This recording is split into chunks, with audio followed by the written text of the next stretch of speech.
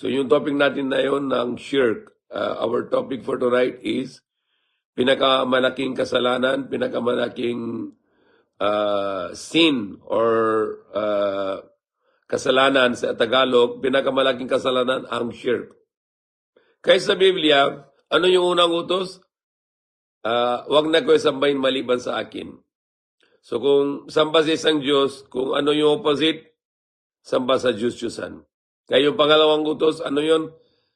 Wag na ko samba sa mga imahin, wag na ko samba sa mga ribolto, yung kahit anong klaseng imahin. Okay. Kahit saan ka mapunta sa buong Pilipinas, yung mga pinakakaramihan yung tao dito ng Catholic. Okay, Roman Catholic. At lahat ng Roman Catholic may maraming mga imahin, mga ribolto. Kahit saan mapunta, magsamba sa ribolto. Ito pinakamalaking kasalanan sa lahat ng kasalanan.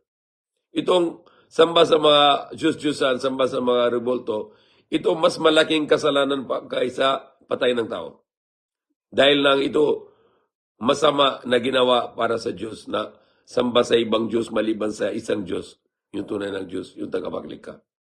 Kaya ito pinakamalaking kasalanan ng samba sa mga Diyos-Diyusan or samba sa mga ribolto. Kaya sabi sa Quran, inna shirka la zulmun azim, katotohanan yung gawa ng shirk, yung tambal sa Diyos, yung samba sa iba-ibang Diyos, samba sa Diyos-Diyusan, pinakamalaki madaya. Sabi ng Allah sa Quran, innahu may yushrik billahi faqad haramallahu alaihi al-jannah. Sino man katotohanan, sino man gawa ng shirk, yung samba sa Diyos-Diyusan, bawal sa kanya ang paraiso at yung katirahan niya sa kabilang buhay imperno at wala siyang may tulong sa kanya. At sabi na Allah sa Quran na katotohanan hindi patawad ng Allah na yung shirk. Ano yung shirk? Yung samba sa Diyos-Diyusan, samba sa maliban sa isang Diyos. At gagawin ng ibang Diyos maliban sa yung tunay ng Diyos Allah or God Almighty or yung tagapaglikha.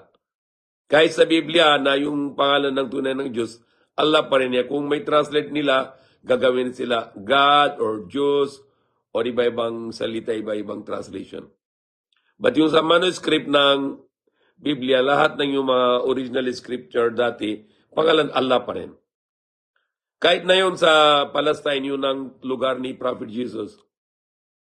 Kahit na yun papunta kayo sa Palestine, kahit papunta kayo sa Church of Nativity, tanong nun nila ano pangalan ng Diyos, alam nila Allah. Si Mary, hindi Mary, Mariam. Si Jesus, hindi sila marunong sino ba si Jesus. Alam nila pangalan ni Jesus, Isa al-Masih. Hindi Jesus Christ, but Isa al-Masih. So yung tunay na pangalan ng Diyos, Allah. Okay. Kahit na yung kalima natin, yung kalima na maging Muslim isang tao, anong sabi yan? La ilaha illallah. Walang ibang Diyos maliban kay Allah. So yung Allah, siya yung tunay ng Diyos. At isa lang siya. Hindi yung Ama, Anak, Espiritu. Dahil si Diyos hindi siya Ama, siya ang Allah. Siya tagapaglikha. Siya likha lahat ng bagay. Isa lang siya, wala siyang katulad. Wala siyang kailangan. Hindi siya nagkaanak, hindi siya pinanganak. At wala siya anuman katulad. Hindi siya parang tao. Hindi siya parang langit. Hindi siya parang lupa. Hindi siya parang araw. Hindi siya parang buwan. Wala siyang katulad. At yung sabi nila Ama, Anak, Espiritu, yung anak, hindi siya anak ni Diyos, si Jesus Christ. Siya anak ni Maria, alipin, propeta ng Allah. Likha ng Allah, likha ng Diyos, galing kay nanay, wala siyang tatay. Dahil si Mary, walang asawa na maging buntis siya dahil sa utos ng Diyos. Sino yung dala na utos ng Diyos? Si Holy Spirit. Sino si Holy Spirit? Siya isang anghel lamang, likha pa rin ng Diyos. Hindi siyang Diyos, isang anghel, likha ng Diyos sa paliwanag. So isang likha pa rin ng Diyos si Holy Spirito. Siya yung anghel, Gabriel. Siya yung papunta kay Maria, katawan tao, para siya dadalhin ng yung utos ng Diyos, maging mangyari. Buntis siya, kahit wala siyang asawa, walang sperm, yung egg cell ng Mary, maging fertilized dahil sa command ng Diyos, Allah, dala ng Angel Gabriel, si Holy Spirito. Si Holy Spirito, hindi rin Diyos. So mali yung ng paniniwala na Diyos na tatlong persona, hindi. Si Diyos isang persona lang, yung tagapaglikha, Allah, yung tagapaglikha. Si hindi siya anak ni hindi siya anak ni Diyos, siya anak ni Maria, alipin propeta ng Diyos, Allah. Si Jesus Christ, isang propeta, mabait ng tao, dakilang propeta. At si Mary, si Holy Spirito, siya yung isang anghel, papunta kay Mary para dala siya ng utos ng Diyos, yung salita ng Diyos, maging kun sa Arabic, fayakun, nangyari na. Kaya sa buong Biblia, kung basa ng buong Biblia, kahit saan lugar sa Biblia, hindi sinabi ni Jesus Christ na ako ang anak ni Diyos at hindi rin sinabi na ako ang Diyos. Yung mga turo ng mga pastor na sabi nila si Jesus Christ, Diyos, anak ni Diyos. Kahit magbasa ninyo lahat ng mga Kristiyano, kahit Catholic kayo, Protestant kayo, kahit ano religion niyo. Basa ninyo sa Biblia, sa buong Biblia, wala nang sinabi doon na si mismo si Jesus, ako ang Diyos, ako ang anak ni Diyos. Wala sinabi ni Jesus Christ ganito. Kaya meron na may ibang Christian na hindi gawa ng shirk. Katulad si mga iglesia ni Cristo, maniniwala si Jesus hindi Diyos, tao. Sabi nila, Jesus Christ parang kapatid. Tama. Jesus Christ is human being like us. Siya ang tao, siya ang propeta. Kaya kami Muslim maniniwala kay Jesus Christ. Si Jesus Christ, hindi Diyos, tao, propeta, anak ni Maria. Hindi siya anak ni Diyos. Likha ng Diyos galing sa nanay lang. Wala siyang tatay. Katulad si Adam, walang tatay, walang nanay. Si Jesus, meron tatay, nanay, walang tatay. Likha pa rin ng Diyos sa utos niya. Hindi pwede isang Diyos na papunta dito sa lupa, tapos pinanganak siya doon sa Maria, tapos mag-inom siya ng gatas, 2 tao, tapos may circumcision din siya. Bakit si Diyos na ginawa ganito? Tapos maglumagi siya, tapos kumakain siya ng tinapay, inom siya ng tubig, tulog siya, pagod siya. Okay, kung hanap nila ng mga Hudyo, mga Romano, tago din siya. Bakit si Diyos natago? Dapat Diyos malakas, di ba? Kung siya yung Diyos, bakit siya nang tago? Bakit siya nang... At si Jesus Christ, magpanalangin siya. Patira pa siya. Ganun kami Muslim na patira pa yung ulo sa lupa at magpatira pa. At sabi ni Jesus, magpanalangin kay Diyos. Kung siyang Diyos, bakit siya panalangin kay Diyos? So Jesus Christ, propeta ng Diyos. Isang tao, alipin, propeta ng Diyos. Kaya anong sabi ni Jesus Christ? Ano yung first commandment niya? Ganon din kami Muslim na la ilaha illallah. Walang Diyos maliban kay isa lang Diyos, Allah. Yung tagapaglikha. Ganon din sinabi ni Jesus Christ sa Aramaic. Katulad ng Arabic, anong sabi ni Jesus Christ? Shama o Israelo, Adonai Ilahino, Adonai Uhad. Hear O Israel, Lord our God is only one Lord. Yan ang sinabi ni Jesus Christ na yan na pinakandakilang utos ng Diyos. Shama Israelo, Adonai Ilahino, Adonai Ahad. Parang Arabic ito, yung salita ni Jesus. Aramaic. Pakinggan o Israel, Diyos natin, Panginoon natin, isa lang Panginoon. Paliwanag to. Kung siyang Diyos, bakit sabi niya Diyos natin? Kung siyang Panginoon, bakit sabi na Panginoon natin? Kaya alipin siya, tao siya, propeta siya. Kaya sabi niya, Shama Israelo, Adonai Ilahino, Adonai Ahad, Hear O Israel, Lord our God is only one Lord. Panginoon yung mga Israelites, Diyos natin, Panginoon natin, isa lang Panginoon. Isa lang Panginoon. Panginoon natin, Diyos natin, sabi niya. Paliwanag ito, si Jesus Christ, isang tao, propeta, anak ni Maria, hindi siya anak ni Diyos. Alipin, propeta ng Diyos, Allah SWT. At dakilang propeta, si Jesus Christ, isang mabait na tao. At lahat na ginawa niya sa buhay niya, mabuti ginawa niya. Lagi siya na gawa mabuti sa tao. So, paniniwala tayo lahat, kami Muslim, hindi pwede kami maging Muslim kung hindi kami maniniwala kay Jesus. Maniniwala kami kay Jesus bilang isang propeta, mabait na tao. Maniniwala kay Mary na siya yung maging buntis dahil sa utos ng Diyos. Wala siyang asawa, maging buntis siya dahil sa mirakulo ng Diyos. Maging buntis siya at meron siyang anak si Jesus Christ or Isa al-Masih. So, kami Muslim, tunay na kami maniniwala kay Jesus at kay Mary. Meron din marami na banggit dito sa Quran, Sa Quran, meron marami ng sulat tungkol kay Jesus at kay Maria. Meron din may isang chapter number 19, sa Quran 114 chapter. Sa chapter number 19, anong pangalan ng chapter? Maryam. Mary. Okay, so chapter number 19, magbasa ninyo, maganda yung tungkol kay Jesus Christ at kay Mary dito sa Quran. Pangalan ng chapter, Maryam. Or sa English, Mary. Or sa Tagalog, Maria. Okay. Meron din banggit dito sa Quran maraming beses kay Prophet Jesus, hindi pangalan doon Jesus Christ, but yung tunay na pangalan ni Jesus Christ, Isa al-Masih. Ano yung lugar ni Isa al-Masih na pinanganak? Sa Palestine. Saan sa Palestine? May gera na yon. Yung mga bomba ng Israel doon. Andun may isang lugar, Bethlehem. Bethlehem is Arabic word is Beit, Bahe, Laham, Karni. So yan ang lugar dati ng katayan. Yung katayan ng mga kambing tupa. So Jesus Christ, at hindi rin, at si Jesus Christ, Muslim din siya.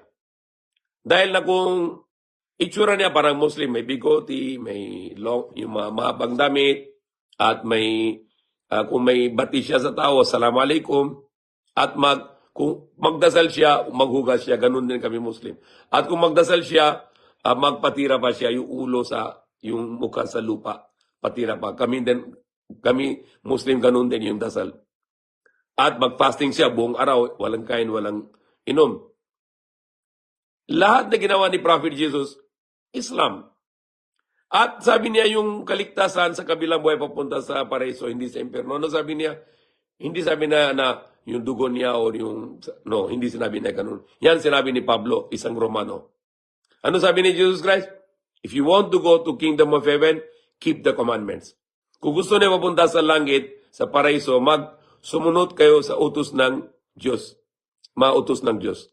Yan na sinabi niya. So ano yung unang utos? Huwag na samba sa maliban sa yung tunay ng Diyos Allah, yung tagapaglikha. Magsamba sa isang Diyos. Huwag na bawal samba sa mga riboldo. Bawal papatayin ng tao. Bawal na mag-respect sa mabuti sa magulang. Malaking utos ng Diyos. Bawal ang fornication. Bawal magnakaw. Okay, yung mga corruption, yung mga politician, nakaw din yan. Malaking nakaw. Malaking nakaw. So, lahat ng yung pinakaunang utos, yung huwag na samba sa Diyos-Diyusan. Huwag na gawa ng shirk. Yan pinakamalaking. At, yan na sinabi ni Jesus Christ na katulad sa Islam. Anong ibig sabihin ng Islam? Sumunod sa utos ng Diyos. So yan na sabi niya, kung gusto niya papunta sa paraiso, sumunod kayo sa utos ng Diyos. Yung mga utos ng Diyos.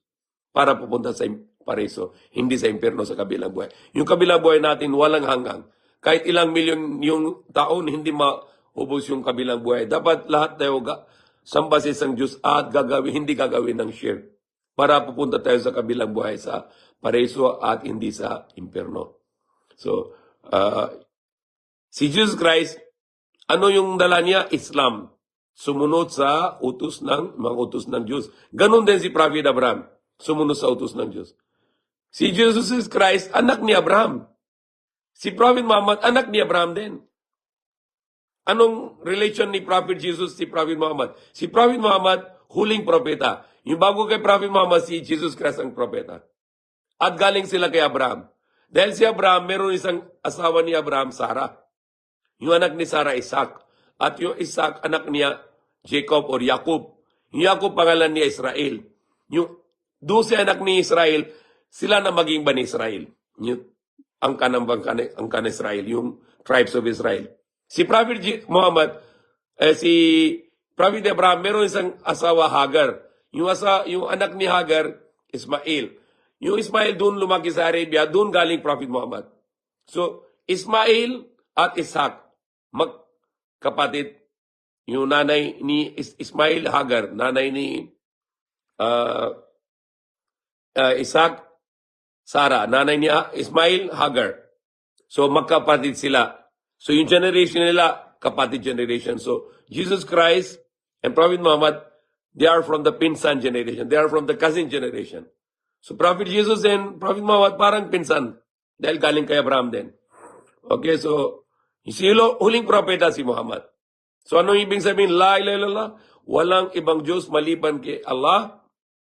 Muhammad Rasulullah, si Muhammad, sugo ng Allah, huling propeta ng Allah. At kung may isang Christian maging balik Islam, yan din sinabi niya, Isa, Abdullah wa Nabiyo. Isa, Jesus Christ, alipin ng Diyos at siya yung propeta ng Diyos. So, asyhadu an la ilaha illallah, wa asyhadu anna Muhammadan abduhu wa rasuluhu, wa asyhadu anna Isa ibnu Maryam Abdullahi wa Nabiyo. Yan maging tao na maging pananampalataya Islam.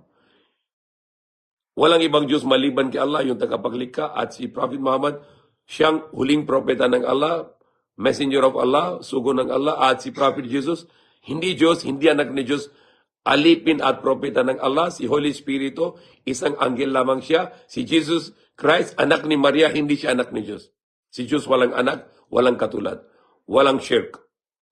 I try to speak today Tagalog because I can observe, kung may Tagalog ako, maraming magsunod sa akin. So, maganda ito ng dahilan ito na kung magtagalog para magtindihan din yung mga tao na marinig sa online because yung marami na mga followers ko na taga-Philippine din. So it's better to speak mostly Tagalog para mas maliwanag sa mga tao, inshallah.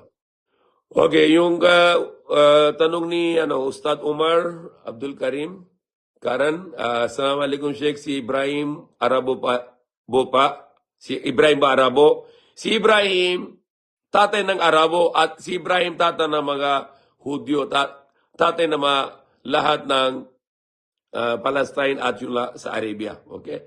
So, hindi sigurado kung Abraham is Arabo, parang siya na Hebreo. Okay? Yung salita niya Hebreo.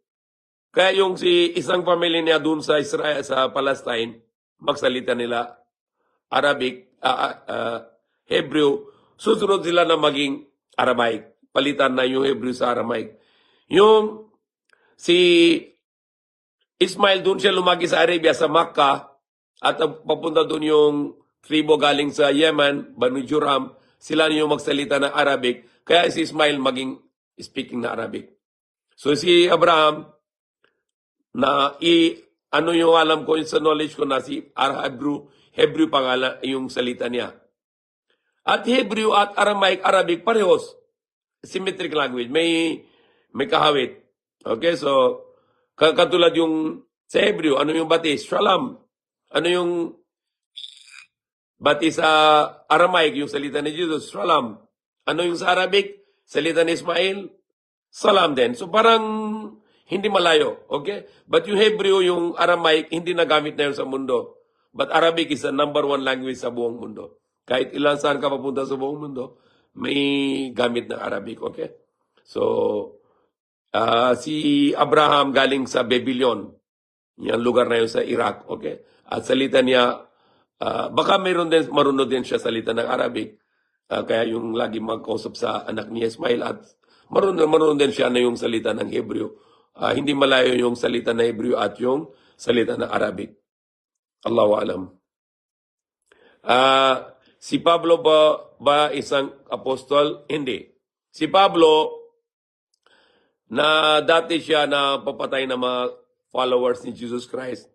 Tapos, siya na yung maging susunod. Tapos, at siya na yung gawa ng mga invento. Hindi yung totoo. Marami siya gawa na invento na yung salvation is the blood. No, hindi totoo. Salvation is to follow the commands of Allah. Ano yung kaligtasan, sabi ni Jesus? Magsunod sa utos ng Diyos. Yung mga utos ng Diyos. Pinalit niyo Pablo, okay?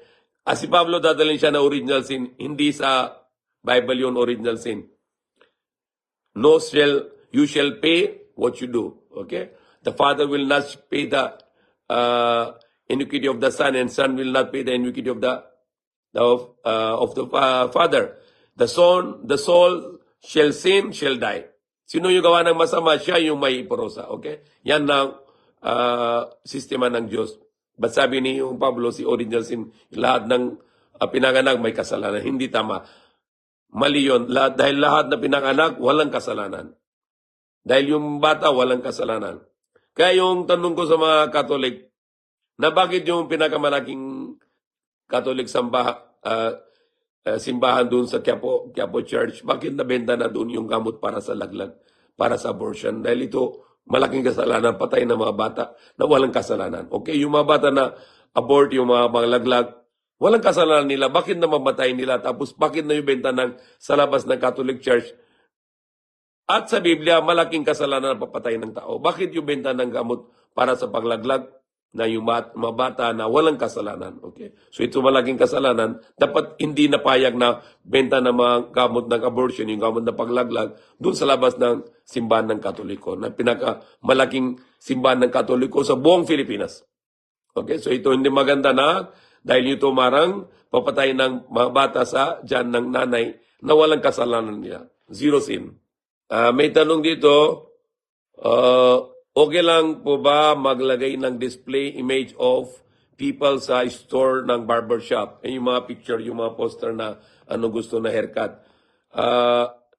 Sa ano yung aral ko yan, bawal niyo lagay ng picture sa kahit anong klaseng picture, okay? Kahit yung picture ng mga magulang natin, hindi pwede lagay sa wall. Dapat, kung gusto nila yung album, yung poster ng mga hairstyle, dapat may catalog na lang, mas maganda. Para kita sa tawa nung gusto mo haircut. So yung catalog na lang, hindi display sa yung wall na mga, dahil bawal sa Islam na yung display ng mga picture sa wall.